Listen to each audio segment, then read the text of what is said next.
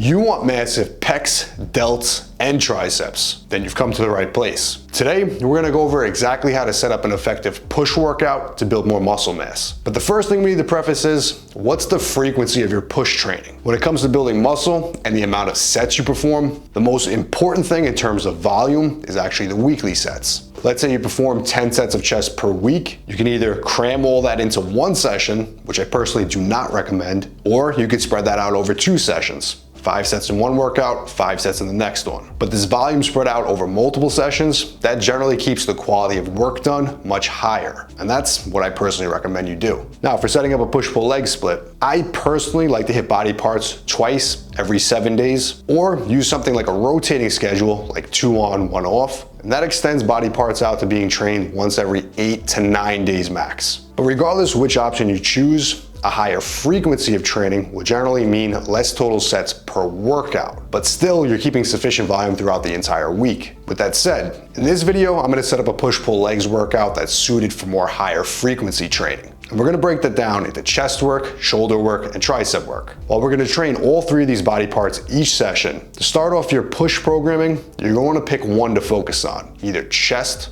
or shoulders. Personally, I perform 2 push workouts per week, one focused on the chest, the other focused on the shoulders. This allows me to balance both equally and not neglect one or the other. But if you really need to give one of these body parts more attention, feel free to have both workouts focus on that body part. Now, when setting this up, the first body part you train during your push workout, that's gonna be the body part that you're focusing on, since we wanna train that body part fresh and give it the most attention. If that's the chest, we're gonna start off with one main compound movement for the pecs. For me, that would generally be something like a flat or inclined barbell or dumbbell press. This is gonna be our meat and potatoes workout for chest. This exercise is the one that we're really gonna focus on for progressive overload. Now, generally, I wanna aim for 2 to 5 sets here. That's completely depending on your volume needs. And we're gonna take reps as low as sets of 5 here and up to 8 reps. Now, if you're not super strong and you're not super skilled at pushing these sets to failure, you might need 4 to 5 sets to rack up enough effective training volume. But if you're an advanced lifter and you're very skilled at grinding reps, you might not even be able to recover in time for the next training session if you're pushing more than 2 or 3 of those sets to failure. Personally, what I do at my skill level here is 2 sets of 5 to 8 reps on either flat barbell press or incline barbell press. If I'm in need of more upper pecs, that's gonna be incline. If I'm focusing on middle pecs, that's gonna be flat. I generally always aim for the last clean rep I could do. And that ends up being about 0 to 1 rep left in the tank on most sets during most workouts. I don't purposely take sets to failure, but if I happen to do so, so be it. The goal here is not to crush yourself with high frequency training, but rather to get in a good stimulus and recover in time to be able to do it again in 3 or 4 more days. After just those 2 sets, my pecs are super pumped and there's plenty of fatigue already set in.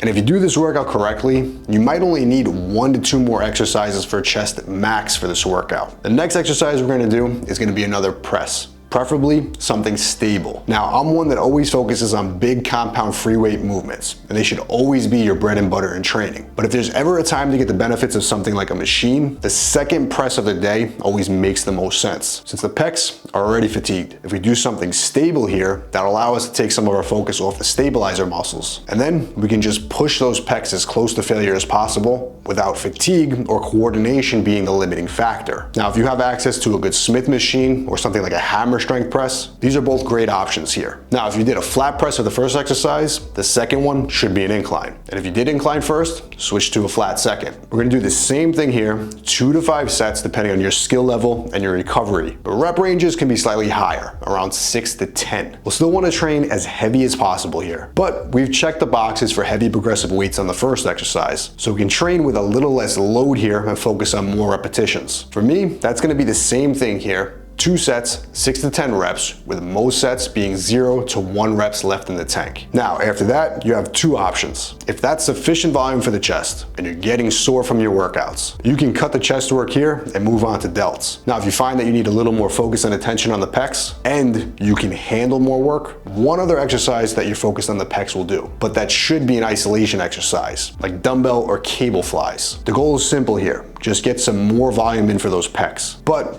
we want to do so with a less taxing and less demanding exercise, one that won't eat up into our recovery ability as much as a barbell compound lift. 2 to 3 sets max here. higher reps, 12 to 15. These do not need to be the failure here, but if you want to, feel free to push it. These will not beat you up as much. Personally, I only add in flies when I'm really focused on bringing up the pecs. Most of the time, 2 heavy pressing exercises for pecs is more than enough to leave me sore and recovering going into the next workout. But that doesn't mean you should follow my exact routine. Personally, when I run a setup like this, I like to move on to dumbbell presses, as I've already done a lot of barbell pressing in this workout. Same thing here, 2 to 5 sets depending on your skill level and your recovery ability. But we're gonna stick to the 6 to 10 rep range here. Again, because we've already done some heavy pressing earlier in this workout. Even though that was chest specific work, it's plenty of work for those front delts, especially the incline presses. So personally, I'll do 2 sets, 6 to 10 reps here, stopping each set on the last clean rep. Not purposely stopping the set at any one rep, but getting the last clean rep in that I know if I were to go for one more,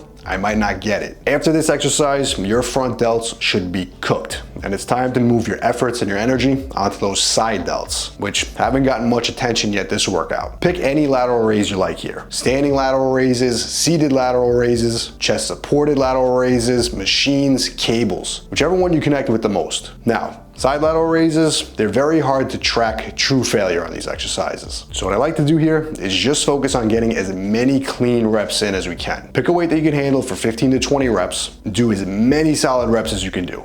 Don't overthink this. 2 to 5 sets here. Side delts can take a beating, so don't be afraid to rack up the volume here. These are not gonna cause much recovery issue. But don't just spam your lateral raises, as people like to say. If you can't get enough out of 5 good sets here, you're probably just not pushing those sets enough. Now, after laterals, we just got triceps left. Triceps have been involved in all pressing movements today. So adding another compound lift, like a close grip bench, might be unnecessary this day. And you're better off using that time and energy to hit those isolations and work them directly. Now, when it comes to tricep movements, we really only have 3 variations. Tricep movement overhead, that's something like an overhead dumbbell tricep extension, or a French press. A horizontal extension, that would be something like skull crushers, and a vertical press down, that would be something like a cable press down. Now, if you're training push twice a week, here's how I like to incorporate all 3 variations. The press down variation should be first during both workouts. Cable press downs are by far the best variation to warm up those elbow joints, and they generally always make the next tricep exercise more elbow friendly. Something like heavy skull crushers, they always feel better when done after tricep press downs. So pick a tricep press down variation first. Then